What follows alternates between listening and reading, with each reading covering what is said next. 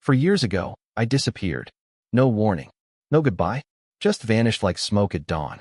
To the outside world, it looked like a man cracking under pressure, career burnout, midlife spiral, maybe even a mental breakdown. Let them think what they wanted. It was easier than explaining the truth. It began with her laugh. I saw it from across the street. I wasn't even supposed to be there. I'd left work early, an odd craving for that tiramisu she loved from Café Margot. I thought I'd surprise her. Instead, I caught a different kind of dessert in progress. She was at the corner table, him across from her, their heads tilted too close, her fingers grazing his knuckles over a shared espresso. That laugh. That goddamn laugh. I didn't confront her. What would be the point? She would lie. She always did, with ease that chilled me. A few years back, I might have fought for answers, tried to save something. But not this time. That night, I packed a bag with military precision. Essentials only. My passport. Cash. A hard drive full of backup documents and evidence. I left a note, not to her, but to my son, Liam. One day, you'll understand. Then I vanished. For years. That's how long it took for the past to find me again. I had traded glass towers for a cabin near the border, city smog for pine and silence.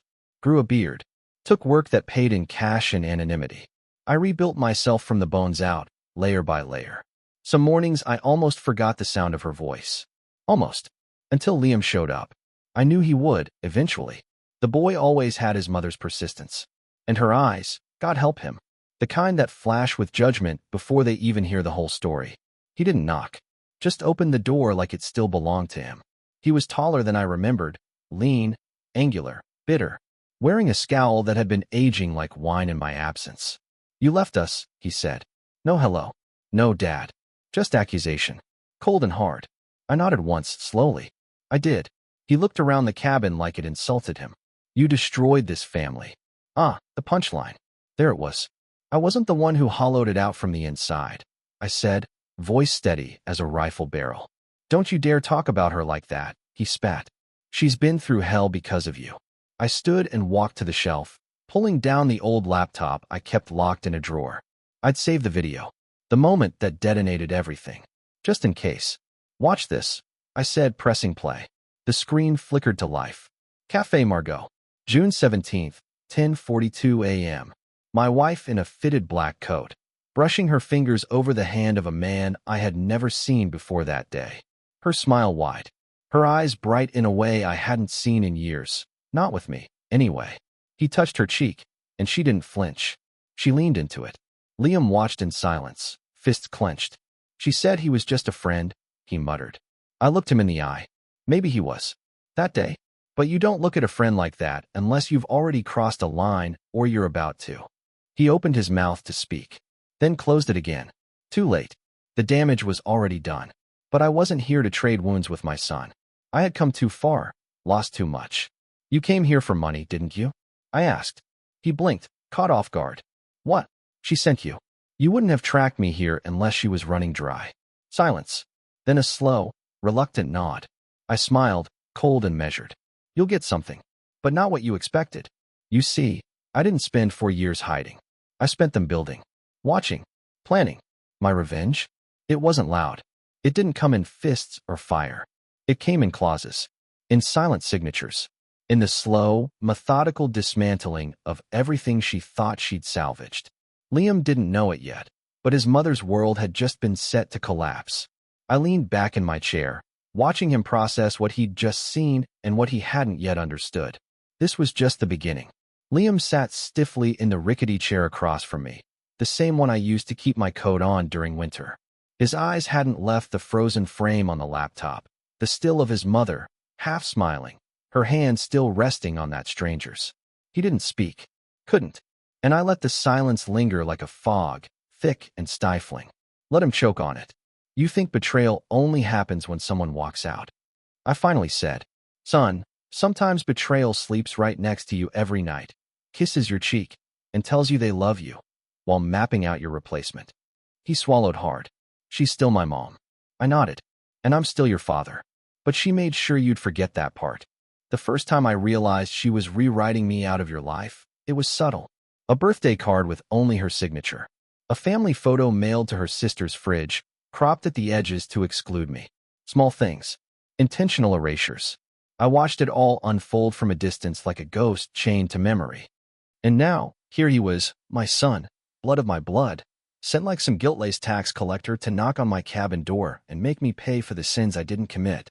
Why didn't you fight for us? He asked suddenly. I stood and turned away. That question, God, that question burned deeper than all the rest. I did, Liam. I fought by leaving. I fought by not letting you grow up watching your father rot into something bitter and weak just to keep a lie afloat. I fought by sparing you the war that would have come if I stayed. He didn't understand. Not yet. But he would. I walked to the small safe embedded in the floorboards, beneath the worn rug no one else had ever touched. Inside, documents, flash drives, the entire blueprint of my revenge, cold, quiet justice measured in asset transfers, anonymous leaks, and timing. I handed him a folder. Take this back to her. He looked down. What is it? Her reckoning, I said. Legal documents. Financial audits. Timeline of the affair. She'll know exactly what she did when she opens it. And when she does, tell her I'm just getting started. His face darkened. This is low. No, Liam, I replied. This is precise. You don't burn a house down just to kill a rat. You bait it. You watch it. You understand its patterns. And then you collapse the walls around it. He left with the folder clutched like a hot coal, the doors slamming behind him like a final verdict. That night, I sat at my desk, reviewing the emails again. My wife, or ex-wife, technically, since she hadn't seen the quiet divorce I filed during my first year off the grid. I'd sent it to a shell address, had it processed through a blind firm in Vermont. She never even noticed. Just like she never noticed how her accounts started leaking, how the IRS suddenly flagged her expense history. Revenge, you see, isn't always about fire and fury. Sometimes it's surgical. Sometimes it's slow. Sometimes it wears the face of a man who vanished 4 years ago and came back colder than winter ash. And it was only just beginning. 3 days passed before I heard anything. I figured it would come sooner, but I underestimated her pride. That was always her blind spot. Vanessa didn't react when provoked. She waited. Let the sting swell, then strike back when she thought you'd forgotten the pain. But she hadn't expected the documents. Liam must have delivered them, just like I asked. Probably even argued on the ride over. I imagined her brushing him off, calling the folder more of your father's pathetic theatrics, until she actually opened it. That moment, that exact moment, I would have paid good money to witness her face fall. Instead, I got a phone call. Blocked number. Classic Vanessa. I didn't answer. Let it ring until the voicemail kicked in. She didn't leave one. That told me everything. She was panicking, but still clinging to control. Still trying to hold her mask together with duct tape and defiance. So I waited. And then, like clockwork, the second call came not from her, but from her lawyer. Voicemail this time. Mr. Mercer, this is Angela Ricks representing Mrs. Vanessa Mercer. It seems there's been a misunderstanding involving sensitive documents delivered to our client via your son. We're requesting a cease and desist on any further distribution of said materials pending legal review. Please return the call at your earliest convenience. I laughed out loud. A cease and desist? That was her opening move? Let me tell you something about people like Vanessa. When the walls start cracking, they don't rebuild, they repaint. She wanted to make this go away quietly. Pretend none of it was real. But it was. And worse, it was all legally sourced. Every dime she moved without filing, every forged expense masked as business, every hotel receipt, lost, and conveniently rebilled twice, it was all in that folder. The man in the cafe wasn't even the worst of it. I had more. You think a man disappears for 4 years and spends it chopping wood and meditating in the forest? Nah. I spent it learning, researching, tracking. I made friends in finance, in tech, even in social media compliance. You'd be amazed what you can access with the right software and a favor or two from someone who hates your ex-wife more than you do. And then there was him. The man from the cafe. She thought he was a ghost in my past, a blip on the radar. But I'd been watching him, too. His name was Darren Keene, former consultant turned real estate developer. A man with more skeletons than a Halloween warehouse. Married, of course. 3 kids, all of whom had no idea he'd been sending plane tickets to Vanessa under a fake name. Guess what else was in that folder? Photos. Time-stamped hotel receipts. A paternity test kit she never knew I'd sent off after that last time she came back from a work trip. Spoiler, Liam is mine. Always was. That's the only reason I held back. But the rest? Fair game. I reached out to Angela Ricks myself. Angela, I said as soon as she answered. Your client's worried. She should be. Mr. Mercer, we're asking for cooperation, not escalation. Oh, I'm cooperating just fine. You've got all the files. Nothing doctored. You're welcome to verify every signature, timestamp, and subpoena safe attachment. I haven't even started escalation yet. There was a pause. Why now? She asked, quietly. After all this time? Because now, I said, I know exactly where it hurts. And I hung up. That night, I lit a fire outside the cabin and watched the logs crackle under the night sky. I used to love watching the flames. Thought they had a kind of purity to them, untamed, honest. These days, I preferred the cold. Let them sweat. Because the next step in my plan wasn't legal. It wasn't public. It was personal. And Vanessa? She had no idea who I'd become. The morning her world cracked was deceptively normal. She probably made her matcha latte in that chrome-plated kitchen I paid for. Slipped on a blazer that cost more than my truck. Checked her reflection in the mirror, still trying to convince herself that age hadn't started to whisper around the edges of her beauty. And then, as the first emails hit her inbox, the truth started to ooze in like water through the cracks of a sinking ship. See, I didn't need to burn her life down. I just needed to tilt it, just a few degrees. It started with the board at her event planning firm. Vanessa had wormed her way into a partner title over the last 3 years, mostly because she sold herself as a connector, someone who could pull strings, get donors, smooth political edges. But her little empire ran on smoke and mirrors, and I knew exactly where the mirrors were stored. The first email came from a concerned client with screenshots of the cafe video. The second? A flagged audit inquiry from one of her high-profile donors, one of his wives, actually. Darren's. Turns out the woman didn't appreciate her husband's plane tickets matching Vanessa's travel dates, or the floral charges billed to a mutual friend's event budget. Oops. By 10 a.m., the PR manager was calling emergency meetings. By noon, her partner at the firm had locked her out of the planning dashboard.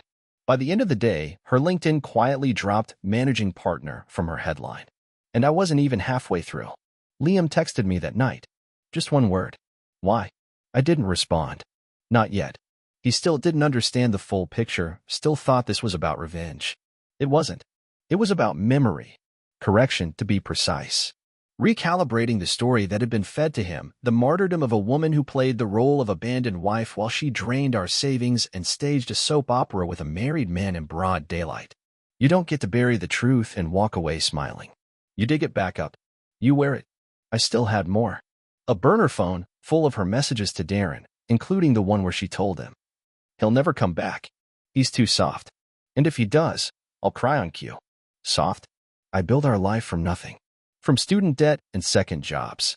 I gave her a home, stability, and trust. And she broke every damn one like they were cheap glass. And now she thought she could guilt me through our son?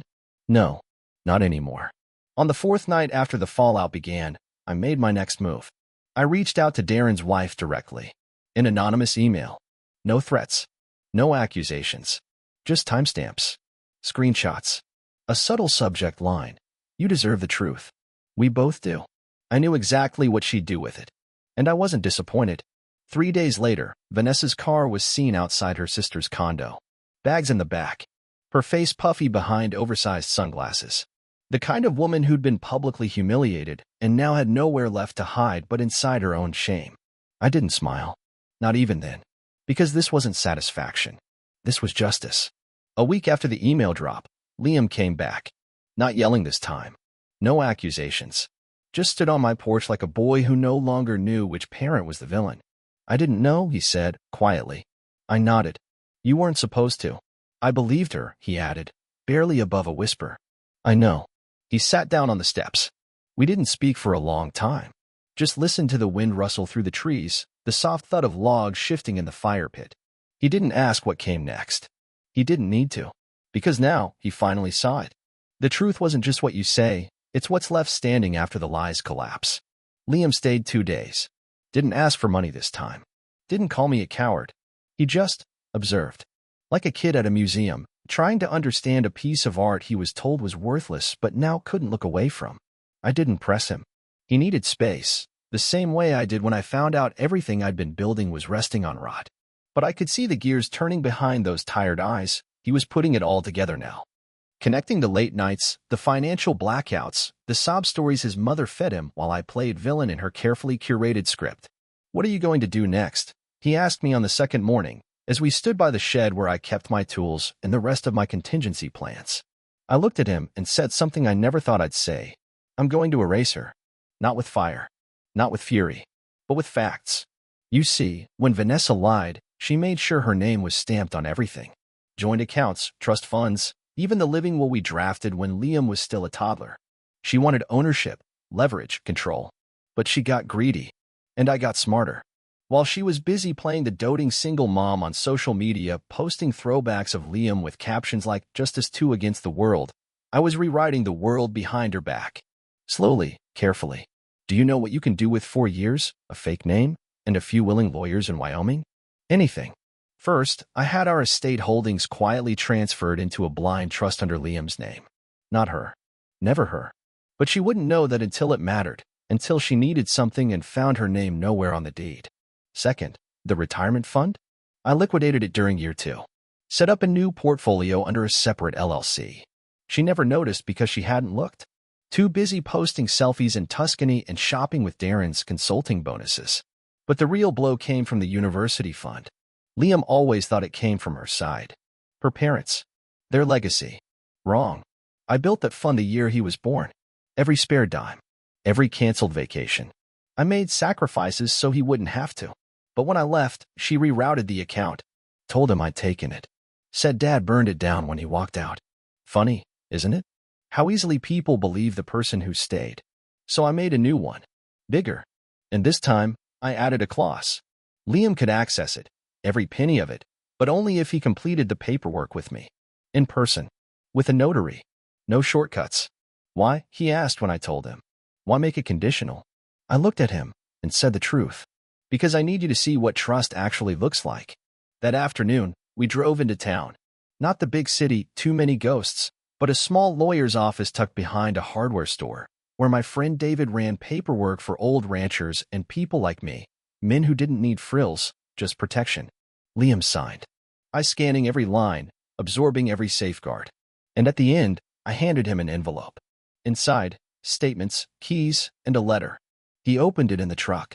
The letter was from me. Not a rant. Not a guilt trip. Just the truth, raw and unfiltered. You believed the wrong parent. That's not your fault. But now you know. And knowing comes with responsibility. Don't let her rewrite you the way she tried to rewrite me. He didn't say much after reading it. Just nodded. Later that night, as he packed to leave, I asked him if he was going back to her. Maybe, he said, but not the same way. Good, I replied. Don't tell her anything about what you've seen here. Let her guess. Let her wonder. Revenge, he asked. No, I said, smiling thinly. Justice. And justice doesn't announce itself, it just arrives. He hugged me before he left, tighter than I expected. And in that moment, I knew something had shifted. She lost him. Not to me. Not to bitterness. But to truth. One thing about a house of lies, it doesn't just fall. It rots first. And I was the rot, patient and silent, waiting to bring the whole damn thing down. Desperation has a scent. It's not sweat, not exactly. It's not perfume either. It's something in between. Like roses wilting in a heated room, still clinging to beauty, but too far gone to be saved. That's how she looked when she showed up at the cabin. Vanessa. No call, no warning. Just the crunch of tires on gravel and the low idle of a luxury car that didn't belong in these woods. It was the same SUV Darren used to drive. Guess she held on to that too. Or maybe she stole more than just his affection. I didn't go out to greet her. She came to me. She stepped out of the car in heels, like this was some courtroom drama and she was the woman wronged. I watched from the window as she adjusted her coat, composed herself. Like I was going to forget. She knocked, sharp and deliberate. I opened the door and stepped aside. Said nothing. She walked in like it was still hers. That alone told me everything I needed. You've made your point, she said, her voice steady but strained. You've embarrassed me. Humiliated me. You've turned Liam against me. I tilted my head. I didn't turn him. I told him the truth. He walked himself. Her jaw clenched. I gave you everything, she said, stepping toward me. Do you think I wanted any of this? That I planned it? No, I said flatly. You didn't plan it. That was the problem. You acted like life was improv, and I was just the guy who held your spotlight. She looked away for a second, I scanning the cabin. You think you're better than me now? Living in this self-imposed exile? Playing the wise old mountain man while destroying me from afar. I didn't flinch. Not better. Just clearer. She sighed and dropped the act, just like that. The tears didn't come, and I respected that. At least she wasn't going to play that card. Not yet. I need access to the accounts, she said bluntly. And there it was. I figured this was about money, I replied. That's the one love story you never let go of. She stepped closer. You think you've won? That little show you put on? Liam's just a kid. He'll come back to me. He always has. I smiled. Slowly. Not cruel. Just honest. He won't. Because now he knows what a lie feels like when it's been sitting in his gut for 4 years. You raised him on fiction. I let him taste the facts. Something flickered in her eyes. I don't think it was regret. More like recalculation. Then what do you want? She asked. You didn't do all this just to gloat. There's a move you haven't made yet. What is it? She was smart. I'll give her that. So I told her, I want you out of the narrative. She blinked. What? No more interviews. No more charity galas with sob stories about the man who ran off. No more crocodile tears when Liam graduates and people ask why his father wasn't there. You don't speak my name. You don't write it. You don't even think it. You erase me the same way you tried to. She laughed once, sharp and hollow. And if I don't? I handed her an envelope. Inside were transcripts. Not just the affair. Not just the embezzlement from her nonprofit clients. But emails, receipts, even audio clips. From Darren. From her old assistant who I tracked down. From a private investigator I hired after my first year off the grid. She thought I disappeared? No. I just went quiet. Inside that envelope was enough to bury her public life, her career, and any chance of financial recovery without dragging Liam through the mud. I let her read in silence. Watch the blood drain from her face.